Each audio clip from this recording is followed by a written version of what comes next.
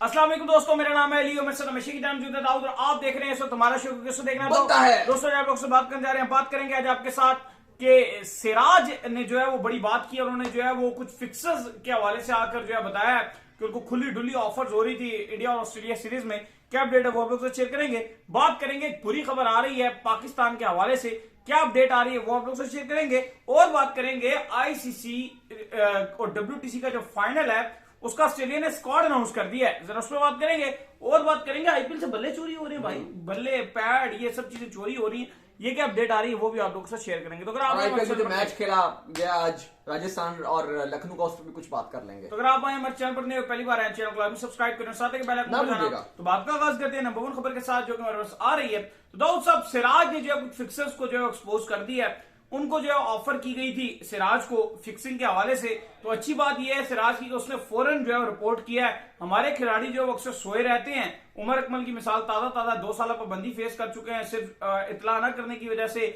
लंबू जो है हमारे मोहम्मद इरफान, उन्होंने भी जो है वो नहीं बताया था, उनको भी 6 महीने की पाबंदी रही है। तो अच्छी बात यह है वो शकीबुल हसन उन पे भी बैन लगा हुआ था इसी वजह से, लेकिन सिराज ने एट अ टाइम रिस्पॉन्स करके अपनी इज्जत बचा ली। देखिए, इंडिया और ऑस्ट्रेलिया की सीरीज में उनको ऑफर हुई थी और बहुत अच्छा काम किया कि बीसीसीआई की जो एंटी करप्शन यूनिट है फॉरेन से जाकर उन्होंने उसको बताया कि मुझे एक ड्राइवर है जिन्होंने मुझे कहा और कहा गया जी कि जो अभी तक अपडेट है वो यही है कि वो जुआरी हैं, पक्के बैटिंग शैटिंग करते हैं, पैसे शैसे खत्म हो गए। तो उन्होंने सिराज को बोला कि भाई कुछ अंदर की इंफॉर्मेशन दो हमें, क्योंकि मैं खेलना चाहता हूं। तो सिराज ने फौरन से पुलिस को रिपोर्ट कर दिया, बीसीसीआई को किया, बीसीसीआई ने पुलिस को रिपोर्ट किया, पुलिस ने उस बंदे को गिरफ्तार भी कर लिया। अब चेक किया जा रहा है कि क्या इसका कनेक्शन बुकीज से है या नहीं है। अगर बुकीज से कनेक्शन हुआ तो फिर तो पूरी की पूरी बुकीज भी पकड़ी जाएंगी, लेकिन फिलहाल अगर ऐसा कुछ नहीं होता और खाली वो इंडिविजुअली तौर पर भी है तो हल्के से थप्पे छुप्पे मार के 2-3 मार के उसको जो है वो छोड़ दिया जाएगा। लेकिन अच्छी बात यह है कि सिराज ने अकलमंदी का मुजाहरा करते हुए इंडिया ऑस्ट्रेलिया की सीरीज में जो उसको ऑफर हुई फौरन से जाके उसने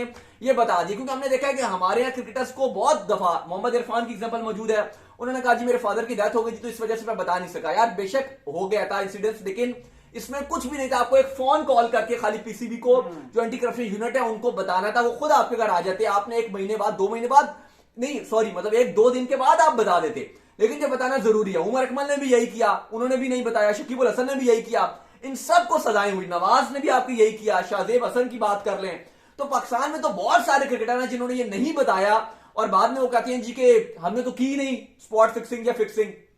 तो ये कानून है कि अगर आपको ऑफर हुई है तो आपको इतला करना जरूरी है। ये नहीं बात कि आपको जी मैंने की नहीं तो फिर भी आपको गुनाहगार ही तस्वर किया जाएगा।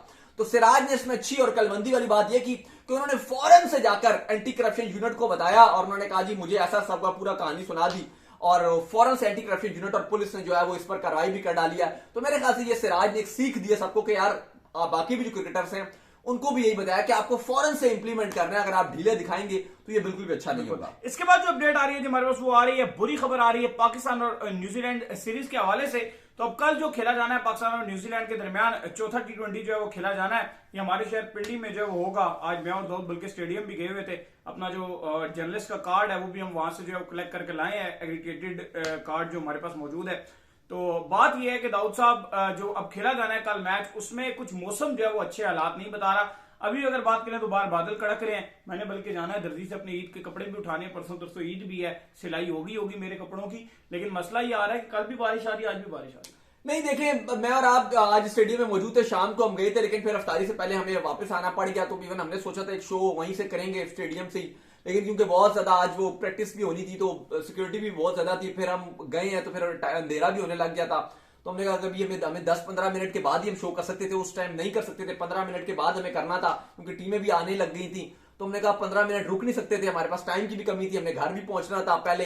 तो फिर हमने कहा कि चलो फिर अब फिर किसी दिन सही बाद में फिर स्टेडियम से शो कर लेंगे, वरना हमारी ख्वाहिश तो थी कि स्टेडियम से एक वीडियो कर लेते, लेकिन हम क्योंकि लेट खुद हम दोपहर को चले जाते या सुबह थोड़ा चले जाते, 1-2 बजे के टाइम दोपहर में भी चले जाते तो हम कर लेते, लेकिन हम बिल्कुल ही उस टाइम पर गए जब टीम्स भी आ रही थी तो थोड़ा सा सिक्योरिटी बहुत टाइट थी। तो हमने कहा कि फिर अब हम 20 मिनट वेट कैसे करेंगे, टाइम भी क्योंकि मगर बिल्कुल शाम हो गई थी, अंधेरा होने वाला था, तो हमें फिर वापस आना पड़ गया। लेकिन अली जो मौसम है वो बिल्कुल खतरनाक किस्म का मौसम है और खबर बुरी पाकिस्तान टीम के लिए, क्योंकि अगर कल बारिश हो जाती है, जो कभी इम्कान हैं दोपहर को 3 बजे से पिंडी में बारिश होगी और 3 से ये शुरू होगी और 9 बजे के टाइम और शदीद बारिश हो जाएगी, 9-10 बजे से लेकर रात को 3 बजे तक भी तेज बारिश रहेगी और कभी हम कहते हैं कि मैच या तो धुल जाएगा या तो रेन अफेक्टेड मैच होगा। अगर छोटा मैच होता तो भी न्यूजीलैंड को फायदा होगा क्योंकि उनकी टीम में उतने तगड़े प्लेयर नहीं है, 3-4 ही अच्छे प्लेयर है, तो जाहिर है उनको भी ये फेवर करेगा। और अगर मैच का रिजल्ट ही नहीं आता, मैच अबंडेंट हो जाता है, तो बहुत ही नुकसान होगा न्यूजीलैंड को, सॉरी पाकिस्तान को बहुत नुकसान हो जाएगा। क्योंकि ठीक है न्यूजीलैंड को तो वैसे भी अगर आप देखें तो सीरीज में फेवरेट पाकिस्तान है,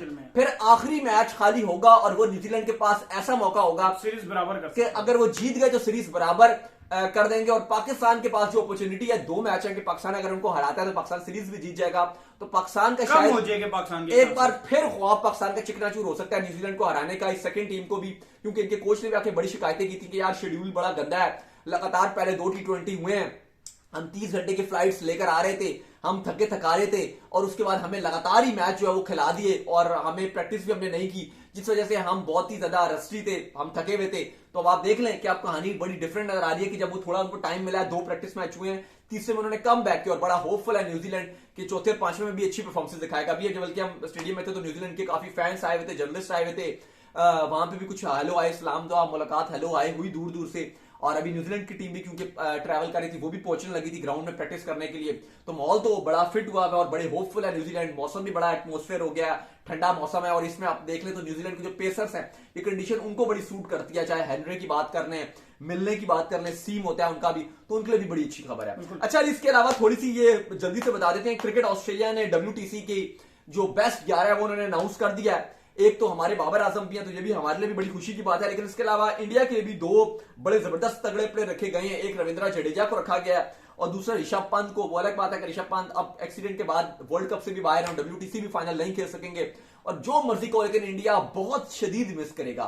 इंडिया अपने 11 में से किसी एक को भी बाहर कर सकता है। अगर उनके पास एक ऑप्शन हो ना कि ऋषभ पंत इस टीम में आ सकता है, मैं बोलूंगा कोई 2 प्लेयर भी बाहर कर सकता है, उनको जरा भी माइंड सोचेंगे भी नहीं, कोई भी 2 प्लेयर अपनी मर्जी से ऑस्ट्रेलिया बता दे कि ये 2 प्लेयर बाहर कर दो, लेकिन इंडिया ऋषभ पंत को ले लेगा अगर ऐसी चॉइस होती तो। लेकिन जाहिर है कुदरत का निजाम है, अनफिट है वो, क्योंकि अगर इंडिया को जीतना है तो ऋषभ पंत वो कर सकता है जो किसी की सोच भी नहीं है। वो अकेला ही जो है वो ठक ठक। ऑस्ट्रेलिया का स्पेशली जो है ना एक हवा बना होता है जैसे सारों के ऊपर कि ऑस्ट्रेलिया टेस्ट मैच के अंदर जो है वो किसी को निकलने नहीं देता, तो ये हवा जो है वो पंत का बना हुआ है ऑस्ट्रेलिया वालों के ऊपर कि पंत के होते हुए हमारा जीतना बड़ा मुश्किल है। अच्छा, जो प्लेइंग 11 WTC की ऑस्ट्रेलियन क्रिकेट ऑस्ट्रेलिया ने अनाउंस किया वो आपके साथ शेयर कर देता हूं। उस्मान ख्वाजा और डेमोत कुर्तने ओपनिंग करेंगे, 3 पर बाबर आएंगे, 4 पर रॉय जॉय रूट होंगे, 5 पे ट्रेविस हेड, 6 पे रविंद्र जडेजा, 7 पे विकेट कीपर ऋषभ पंत, 8 पे रविचंद्रन अश्विन भी इसके अंदर है, 9 पे आपके पैट कमिंग्स, 10 पे आपके रबाडा और 11 पे जिमी एंडरसन।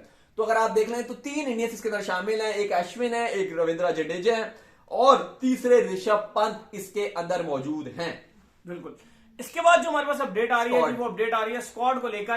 तो ऑस्ट्रेलिया ने जो अपनी WTC का फाइनल खेलना है इंडिया के साथ, उसके लिए ऑस्ट्रेलिया ने अपना स्क्वाड अनाउंस कर दिया। इसका मतलब है कि ऑस्ट्रेलिया पूरे तरीके से तैयार बैठा हुआ है। भारत जो है वो भी IPL खेल रहा है लेकिन ऑस्ट्रेलिया तैयार है। देखिए, बड़ा तगड़ा किस्म का ऑस्ट्रेलिया ने अपना स्क्वाड अनाउंस कर दिया WTC फाइनल के लिए और साथ ही जो एशेज है उसके पहले 2 टेस्ट मैचेस के लिए भी ऑस्ट्रेलिया ने बता दिया कि उनकी क्या टीम खेलेगी। खतरनाक टीम अनाउंस किया अगेंस्ट इंडिया। पैट कमिंग्स कप्तानी करेंगे, स्टीवन स्मिथ नाइब कप्तान है, vice captain, Usman Khawaja, Scott Boland, Nathan Lyon, Alex Carey, Mitchell Marsh, Cameron Green, Todd Murphy, Marcus Harris, Matthew Renshaw, Josh Hazlewood, इसके बाद Travis Head, Mitchell Starc, Josh Inglis, David Warner और Marnus Labuschagne. बहुत ही तगड़ा किस्म का स्क्वाड है। 7 तारीख से 11 जून तक ये इंग्लैंड होस्ट करेगा फिनाले।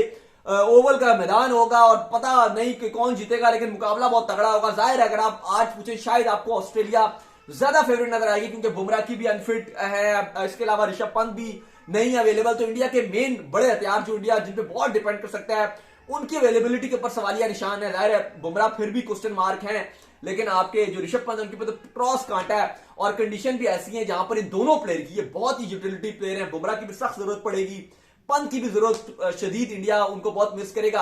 अब सवाल अली यहां पर यह कि इंडिया अपना स्क्वाड कब अनाउंस करेगा। ऑस्ट्रेलिया ने तो पता है आपको एशेज भी खेलनी है, तो उन्होंने तो अपना वो भी उसके भी 2 टेस्ट के लिए अनाउंस कर दिया और ये 3 टेस्ट मैचों का फिलहाल ये स्क्वाड है। लेकिन इंडिया की भी खबरें आ रही है कि IPL के जब आखिरी 10 दिन रहते होंगे तो उससे पहले ये स्क्वाड इंडिया अनाउंस कर देगा। यानी कि अभी से आप देखें तो भी हैं तकरीबन कहा जा रहा है कि अभी 2-2.5 हफ्ते के बाद ही इंडिया अनाउंस करेगा, कम से कम 2 हफ्ते के बाद अभी इंडिया स्क्वाड अनाउंस करेगा। लेकिन ज्यादा तब्दीलियां नहीं की जा रही हैं, कुछ भी खास तब्दीली नहीं हो रही है, कोई ऐसा सरप्राइज चीज नहीं नजर आ रही। सिर्फ 2 ही प्लेयर का नाम आ रहा है जो कहा जा रहा है कि पंत की रिप्लेसमेंट के तौर पर रहेंगे स्क्वाड में। एक ईशान किशन है और दूसरा सूर्या कुमार यादव, इन 2 को रखा जाएगा। लेकिन बुरी खबर यह है इंडिया के लिए कि सूर्या कुमार यादव की भी फॉर्म डाउन है, बिल्कुल फॉर्म डाउन है। तो इंडिया के लिए यह भी झटका है। ईशान किशन को उतने मौका ही नहीं दिया गया टेस्ट में उस तरीके से, या उनको टेस्ट किया जाता। और दूसरा आपका जो सूर्या है उसका बल्ला ही नहीं चल रहा, ओडीआई में वो 3-0 पे गए हैं, आईपीएल में भी 1-2 मैच में रन बनाए हैं, लेकिन वो इंपैक्ट छोड़ने वाले नजर नहीं आ रहे जो हम बात करते थे कि यार सूर्या कुमार यादव 360 फलाना, वो मजा नहीं आ रहा, बिल्कुल ही बुझे से नजर आ रहे हैं सूर्या कुमार यादव। और ये उनके लिए भी बुरी खबर है, उनकी चले आईपीएल की टीम के लिए तो होगी, लेकिन इंडियन टीम के लिए ये ज्यादा बुरी खबर है। इसके बाद जो अपडेट आ रही है जी वो आ रही है लखनऊ सुपर जॉइंट और राजस्थान रॉयल के हवाले से। तो लखनऊ सुपर जॉइंट की अगर हम बात करें तो उन्होंने 154 का जो टारगेट आज दिया है। जो अच्छा, राहुल बड़ा ढीला खेलते हैं, राहुल का मजा नहीं आ रहा, राहुल बहुत ही धीरे खेल रहे होते हैं। थोड़ा सा आज को मैच को भी उन्होंने बड़ा धीरे गेम को लेकर गए हैं, कहीं ना कहीं तेज भी खेल सकते थे, लेकिन वही बात है कि स्टार्ट बेहतर था। कायल मिर्स ने भी कुछ खास नहीं किया, फिर बदूनी जल्दी आउट हो गया, उनको 3 पे भेजा गया, हुडा भी कुछ नहीं करके दे रहे, तो थोड़ा सा उस लिहाज से कहानी खराब हुई थी आज। तो उम्मीद करते हैं आज हमारे शो को आएगा वीडियो को लाइक कीजिए, हमारे चैनल को सब्सक्राइब कीजिए, साथ में बेल आइकन को बजाइए और एक और काम कर लीजिए, वही कर लीजिए, हमारे फेसबुक पेज को फॉलो कर लीजिए, लिंक डिस्क्रिप्शन में मिलते हैं। नेक्स्ट वीडियो, तब तक के लिए